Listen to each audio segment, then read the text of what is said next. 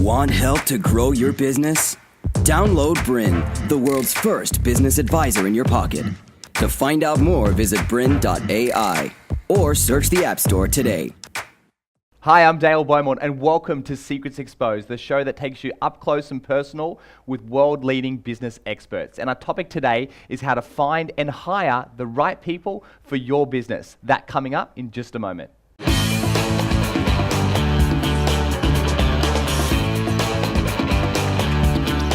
My special guest today is Sabia Foragy, and she's an expert in recruitment and people management. And our topic today is how to find and hire the right people for your business. Sabia, thanks for joining us. It's my pleasure, Dale. All right, so tell us a bit about your background and your experience with hiring staff. Sure. I've been in international HR for around 20 years. Most of my experience has been predominantly in the reward and recognition space, but throughout my career, I've done a lot of recruitment. When we say a lot of recruitment, how much are we talking about? Look, at a guess, I would say probably hundreds, if not thousands of interviews. Right. I've done really a lot of interviews in a short space of time. So when I've been opening a large office, so we've had to recruit hundreds of people. So that means usually, you're looking at, if you're looking for 300 people, you've probably ended up having to recruit and, speak to about 700 people. So in a lot of time, 10 hours a day interviewing back to back.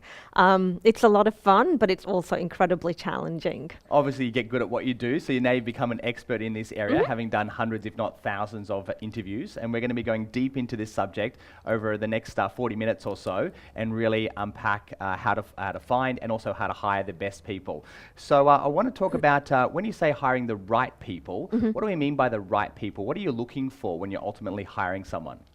At the end of the day, for every business, your people are going to be your biggest asset and they're also going to be your biggest cost. So you want to make sure you're bringing the right person in who's going to not only do what you need them to do right now, but also grow with your business. And so what I mean when I talk about the right person is what are the technical skills that you're looking for in this person, but also what are the behavioral skills that you're looking for to grow with your organization and actually have a big impact on the culture in your organization. So the technical skills, are quite clear, but when you say behavioral skills, can you expand on that? What do you mean by that? So one of the things that we've noticed organizations doing a lot is being really proud of what their culture is. So giving people an opportunity to come and work in a place that really suits them in terms of what they're passionate about, what they want to experience out of their working environment. We spend a lot of time at work, so we want to make sure that the values that we are living holistically in our lives are actually being demonstrated professionally as well. So organizations will have values, and those values will fall into behavioral characteristics that you want to see those people demonstrating in an interview when they come and meet with you. So we're talking mindsets and attitudes, ways of thinking, Absolutely. ways of behaving Absolutely. in a work environment. Yes. All right, great. Now, you've worked with hundreds of business owners now to help them in their recruitment, and you see people making a lot of mistakes. Sure. Let's first of all talk about some of the mistakes that you see most people making, and then throughout this interview we talk about how to prevent and overcome those. So what are the mistakes? The biggest mistake I notice from my conversations with business owners is they don't have clarity around what they're looking for. So especially in a small business, initially what happens is you have one person who's starting a business, they're doing everything in the business, and eventually they get to a point where they realize, I can't do all of this because I'm not moving forward, I'm not growing my business. So what they start to do is they start to make a kind of a shopping list of all the things that they're not now going to do, which they need to recruit for. What happens though is that shopping list becomes really just a laundry list, and they're not actually being specific around thinking, well, is this one role? Is this 2 roles, 3 roles? What is it? So now a business owner would go, look, I can't afford to hire 2, 3 or 4 or 5 people, but I do need stuff done.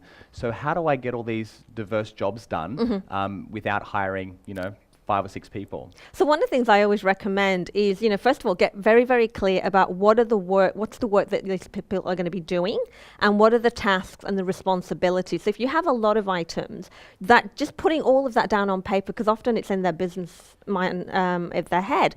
So when I've talked to them, I say, so give me an example of what are the things that you're looking for someone to do, and they just reel all of these things off. And I said, okay, have you written that down? And they're like, no, that was actually the first time I've articulated it. So the first step is really, let's get clear on what are the things that you're now not going to be doing. And then let's look at this could actually just be one role. You could actually be looking for someone who is going to be, for example, an executive assistant, and they can do a lot of this for you. And then once you've got that handled, then what's going to happen throughout your business is then you're going to notice that you need specific skill sets. So now you can start recruiting for that. So the key thing with all business owners, I say, is get very, very clear about what is it that you are now going to looking to be handing over, and then just start from that point. Don't think, to your point, it's like, I can't hire 3 people, but immediately people often think, well, I do need to hire 3 people, and I can't afford it, so how am I going to do this? And they get caught up in that challenge rather than thinking, okay, let me just take a step back and be really clear that I actually do need 3 people, or this is actually 1 job or 3 jobs.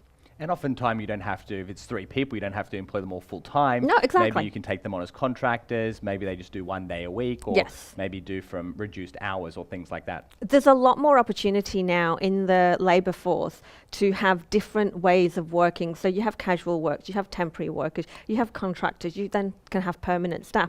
And depending on where your business is at, in what stage of growth, you may find that sometimes you just need people to come in and do a particular role or set something up for you for 6 months, and then they move on. And So in many countries, there's dedicated websites to this right now where you Exactly. can specifically put jobs for part-time work. yes, Yeah, absolutely. and So casual. now, and I think a lot of business owners that I've spoken to, they get stuck in the mindset of, well, this is the person I need to hire and I'll bring them in permanently because I think I'm going to need them for the future. And I always say, well, yes, you want to think about the future, but you also want to think about, what do I need to get done now? And I can think about that, and maybe this person is the right person for the future, maybe they're not. So you've got to write a list, and we're talking, you said specific tasks they're going to be doing, because most of the time they're in people's heads. Specific responsibilities, things they're going to be responsible for. How's that different to just tasks and responsibilities? How do you define it? So tasks for me is really just getting smaller level items done. Responsibilities is taking almost a bunch of tasks and actually bunching them up and saying, the overarching responsibility here is, for example, if I'm an event management company, is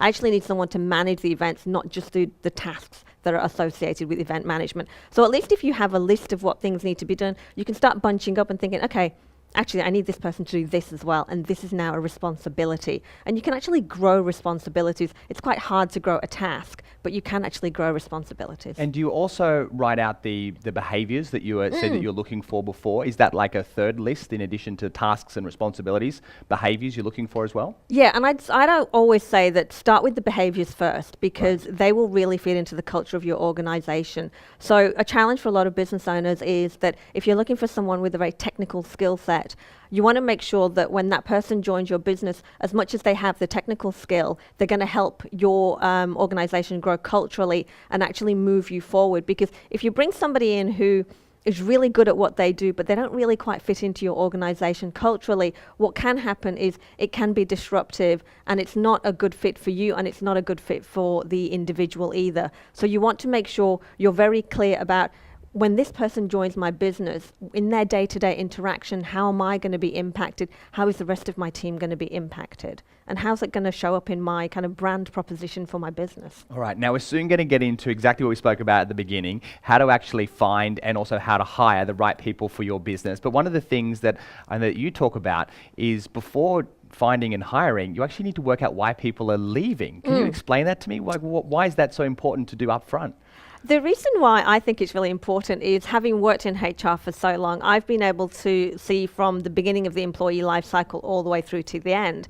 And what I've noticed is, when you don't have clarity around what you're looking for, what happens is you don't then provide that clarity to the individual that joins your business. And oftentimes, some of the reasons that people leave is that the role that they thought that they were going to join the business for doesn't actually end up panning out that way. It turns out to be something different. And a lot of times that can be because the manager or the business owner didn't have clarity around that in the first place. Another reason could be, somebody could be looking for development and progression. And if you don't know that that's what that individual wants and you can offer that to them, again, they may end up leaving your business because they feel like, well, I'm not getting what I need.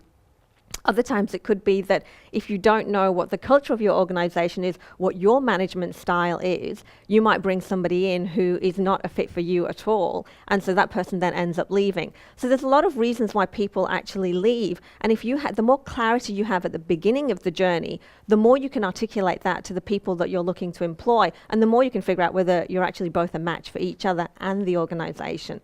So it's really important, once you are a business and you've got people in your team, if anyone is looking to leave, is, do things like exit interviews where you find out, well, what's the reason they're moving on? It could simply be that it's time for them to move on, and it's a good decision for both of you. But at least if you know that, then you're going to, first of all, identify if there's any big gaps in your business that you really need to look after from a people perspective.